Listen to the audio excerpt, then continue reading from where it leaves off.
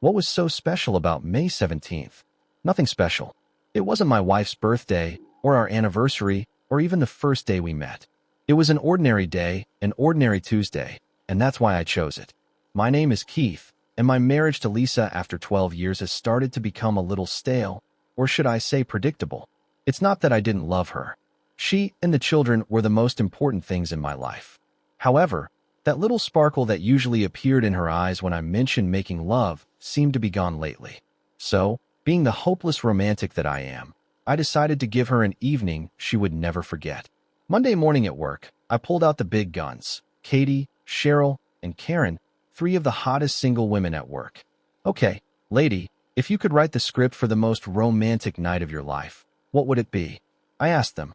Around midnight, they all started zipping off to Paris, making love in a gondola in Venice or watching the sunset from a hot tub over the Swiss Alps. Easy, girls, I told them. I'm more thinking about a romantic night at home or in one of the hotels in the city center, something that won't break my bank account. By midday, they were back with a list of ideas that were now in my price range. I thanked them, treated them to lunch, and began making plans. They seemed almost as excited as I was, jumping up and down, telling me that I'd better not fail, because now they had a bet on how my evening would end. The first thing I did was take Wednesday afternoon off so I could get everything done before she returned. I usually got home around 6, but Lisa was always home by 3:30 to meet the kids as they got off the school bus. On Tuesday night, I told Lisa that my parents wanted to take the kids to dinner and a show on Wednesday, so they probably won't get home until 8 o'clock in the evening. The kids were even more excited when I told them that I had a surprise for their mom and that they would actually spend the night with their grandparents. My parents always spoiled them terribly. I left work around 11:30 on Wednesday with my trusty list in hand. Let's see, free time, children with mothers. Then came a trip to the store. Let's see, a sweet card, tons of good chocolate, and her favorite wine. The girls gave me a complete list of everything that needed to be done, down to the lighting and music to set the mood. The flower girl looked at me strangely when I asked her for 2 pounds of pink petals. That is, until I told her what I was going to do with them. You must love your wife very much if you went to all this trouble for her, she said. As I left the red rose petals in my hand, I finally booked a table for 8 at Lisa's favorite steakhouse. I figured we'd need some food by 8, and if we decided to cancel dinner, I'd make sure we had steaks in the fridge to grill on the patio. Finally, everything began to come together. I returned home, hid the car behind the house, and brought everything into the kitchen. Let's see, 2.30. That gives me an hour to get everything ready, I told myself. Over the next hour, I froze the wine in the freezer, made a huge heart on the bed with the rose petals, and using chocolate chips, wrote the words, I love you, in the center. I filled the garden tub with water and sprinkled the remaining rose petals on top of the bubbling water. On my side of the bed, I placed the wine in an ice bucket, and on her nightstand, I placed a card next to the reading light. I dimmed the overhead light, opened a bottle of wine, and poured 2 glasses. I placed our portable CD player on the dresser and decided that I would turn it on after she entered the bedroom. The last thing I did was take a shower, shave, and strip naked. At exactly 3:25, I heard her car pull up. I was more than ready. I closed the bedroom door, stood at the foot of the bed, naked, holding 2 glasses of wine, and waited for her to come upstairs. I heard muffled laughter and what sounded like a group of horses coming up the stairs as they burst through the bedroom door. Yes, I said they are. Lisa and her boss, Rick. Do you know how long 4.75 seconds are? It's like one huge sigh when your eyes meet hers, or 3 heartbreaks. But it's enough time to kill the romantic mood and destroy a marriage. It took Lisa's brain 1.5 seconds to register that something had changed when she ran into our bedroom. Her shirt was unbuttoned, and her BRA had already been removed. Her brain then sent an impulse to her voice box, which took approximately 2.0 seconds for her to utter the words, "Oh my God," and finally, 1.25 seconds for her to realize she was fucked, so to speak. If this wasn't the world record for breaking up a marriage, it should have been at least second. Rick, seeing what was happening, turned around and ran to the front door. It disappeared in less than 45 seconds. I, on the contrary, watched as Lisa began to cry and fell to her knees. I pour the contents of both glasses onto the bed, go to the closet, and start getting dressed, all the while listening to Lisa tell me how sorry she is and how much she loves me. It took me about 5 minutes to get dressed and tell her it was in her best interest for her to leave before I returned. I went downstairs, got into the car, and drove to the nearest place where I could get a drink. So I'm sitting at Tony's, finishing my fourth beer, wondering what my next step will be. At 6:30, I returned to my now quiet and empty house. The front door was unlocked, and Lisa's car was nowhere to be found. After quickly peeing downstairs, I head to our bedroom. Everything was almost the same as when I left. The garden bath was working, the wine, the card, the chocolate were there, untouched. Lisa's closet was open, as were several dresser drawers. I sat on the bed and tried to put my thoughts in order when my cell phone rang. I turned it off without answering because I wasn't in the mood to talk to anyone right now. I know I have to replace the mattress in the guest room, I told myself when I woke up the next morning. I showered, shaved, and went to work. But on the way to my office, I looked more like a zombie. Well, how did it go? All three girls shouted, running into my office. Judging by the way you look, it must have been one hell of a night. Karen giggled, nudging the other two. Oh, that's how it was, I replied, telling them the short version of last night. Bitch, Katie said too loudly. What are you going to do? Cheryl asked. To survive and take care of my children, I muttered. So if you don't mind, please keep quiet about it. I don't want to be the laughingstock of the whole office, I told them. They left telling me how sorry they were and that if I needed someone to talk to, they were always there. I thanked them and closed the office door. Bank accounts, credit cards, life insurance policies, 401k, all were closed or changed by 9:30 a.m. I then called my parents and told them that Lisa and I were having some problems and asked if they could keep the kids until the weekend. They were sad to hear about this and were more than happy to watch the children.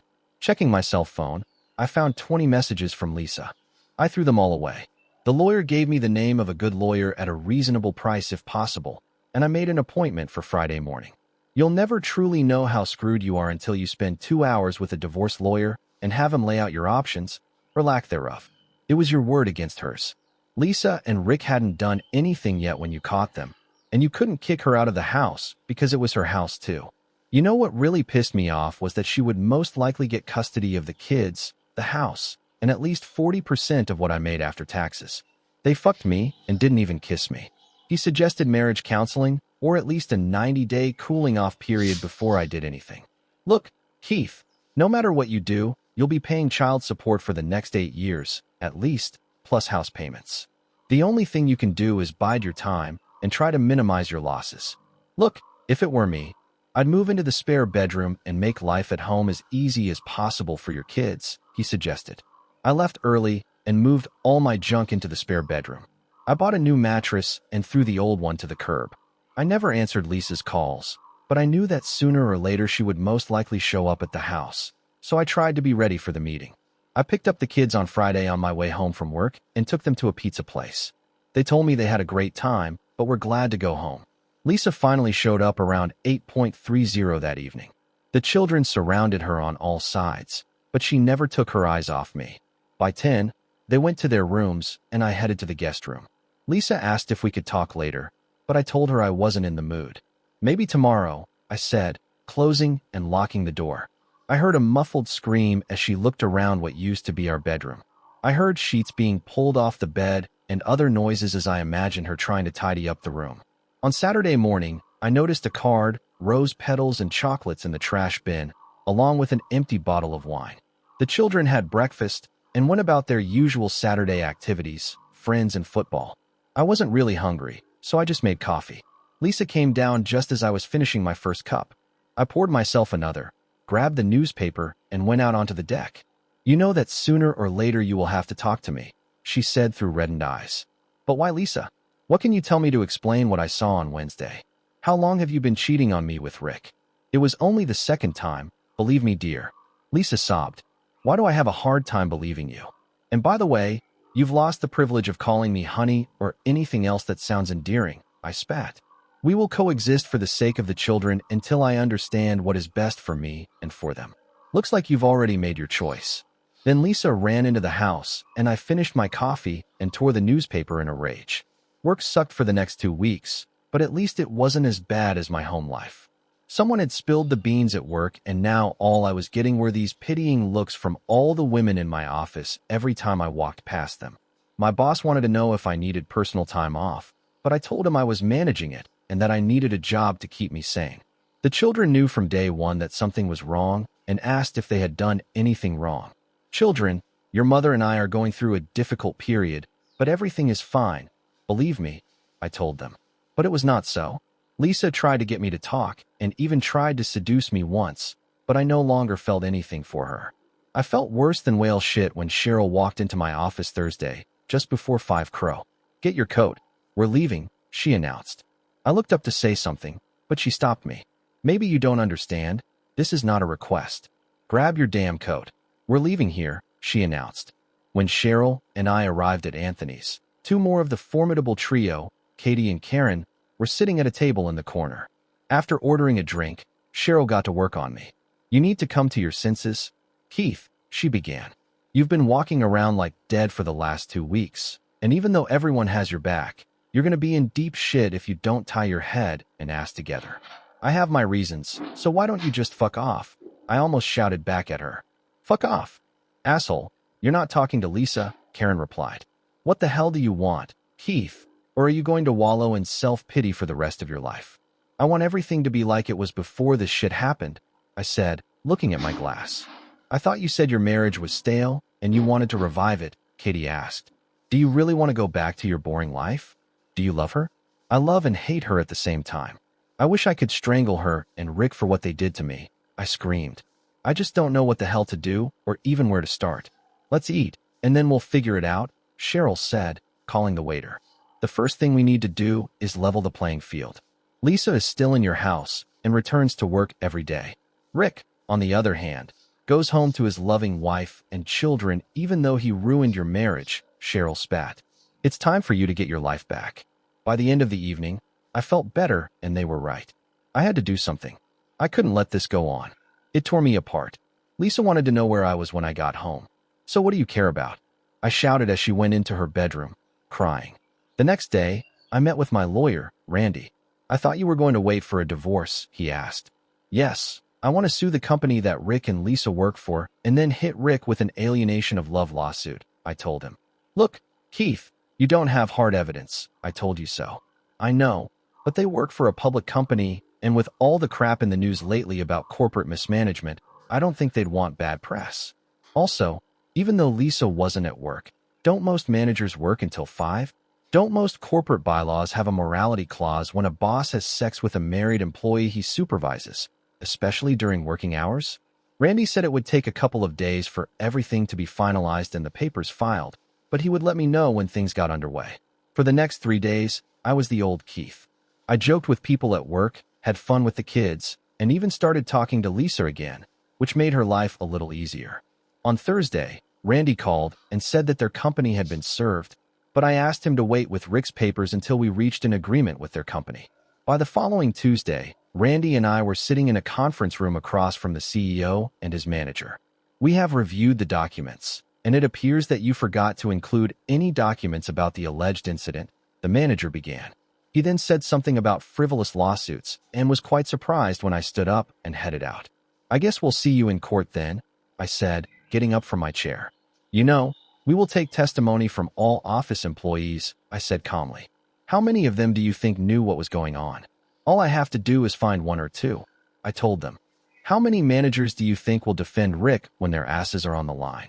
Good luck, gentlemen," I said, walking out with Randy. I was sitting at my desk on Wednesday when Randy called. "They want to straighten out, or, as they put it, make this mess go away," he told me. Well, I asked for $250,000 attorney fees and for them both to be transferred to other state offices. "That should cover everything," I told him. "Tell them the offer is valid until noon Thursday, and then we'll move on." That afternoon, Randy called me again. They agreed to the fees and transfers, but they are offering $150,000, he told me. "Randy, stop haggling. Tell them the price is now $300,000, and if they come back with another counteroffer, the price will rise to $400,000. Maybe this will end everything." On Thursday at 3:30, Randy called and said that my offer was accepted and that by 5 hours he would give me the forms to sign. True to his word, the package was delivered to my office at 4:30. This man said that they were waiting for him, the secretary told me. After reviewing the papers and the check attached to them, I signed the papers and handed them over. If someone is looking for me, then I'm gone for the whole day, I told her, leaving the office. In the car on the way home, I quickly called Randy. Serve Rick tonight and do it at his house. I was over the moon. By tomorrow, I would have a pound of flesh and I could move on with my life. Okay, that's it. Grab your coat because we're going out to dinner tonight, I said, walking through the door. Lisa looked at me and did not move when he continued. Come on, Lisa, you too. A wide smile appeared on her face as she ran for her coat. Over dinner, we talked and laughed as we had done for the past 12 years. Life was good again, almost good. When we got home, everyone thanked me for a great evening and went to their rooms. Lisa came closer, kissed me on the cheek, and thanked me for the evening. He meant a lot to me tonight, she said. I told her that we would have a nice long talk tomorrow night, so she needed to get some sleep. You son of a bitch, Lisa shouted, entering the door. You knew last night what would happen today, didn't you? Not quite, Lisa, but pretty close, I answered. Where is the job that you were offered? I asked. Tenant, New Jersey, wherever the hell that is. It seemed like my services were no longer needed here and that it was either New Jersey or I was out of work, she explained. I told them there was no way they would transfer me there. And then they gave me severance pay and gave me 20 minutes to clean the table. She sobbed. I gave them 8 years, and in 20 minutes I was out the door, she said, sitting on a kitchen chair and sobbing. Where is your Free and Rick being transferred? I asked. Flint, Michigan, she said, staring at the floor. The armpit of the Northeast. This couldn't have happened to a nicer guy, I said, grinning from ear to ear. Well, Lisa, this is how the next phase will go, I said, pulling up my chair. If you want to be part of this family, here are the conditions. First of all, you need to be examined for sexually transmitted diseases and bring me a certificate of health. Then you will take a polygraph test, and to help you, I will even ask all the questions in advance, I said, holding the paper across the table. As you can see, they start out very easy, but become increasingly difficult down the list. By the time she got to the last group, she started crying. Am I the biological father of my 2 children? Why did she cheat? When we had sex in the last couple of months, who were you thinking about, Rick or me? How often have you lied to me in the last couple of months? How many affairs have you had? Do you still love me? You have a meeting tomorrow at 9, I said, and if you get through this without any major surprises, we have an appointment with a marriage counselor for Saturday morning at 10. Lisa just sat and cried, going through questions. I can answer them now if you want, she said. I think I'll wait until tomorrow, I told her. I just don't trust you anymore, and I want to start all over again, without any lies, if you don't mind. I didn't like all her answers, but in my mind, she passed. Do I trust her? Hell no. Do I plan to stay with her? Well, the jury is still out, but we're working on it. The worst part is that we haven't made love for the last 5 months, and that's what I really miss. We have sex once or twice a week to relieve tension, so to speak, but it's not the same thing. Rick took a transfer to Flint, Michigan. Last year, I sent him a Christmas card from Florida that said, "Glad you're not here." Oh, by the way, his wife and children are here. I think the sunny South won over the cheating husband. Go figure it out. Subscribe to our channel so that your second chaff doesn't cheat on you. And go ahead and listen to the next story, because this story is nothing compared to the next one.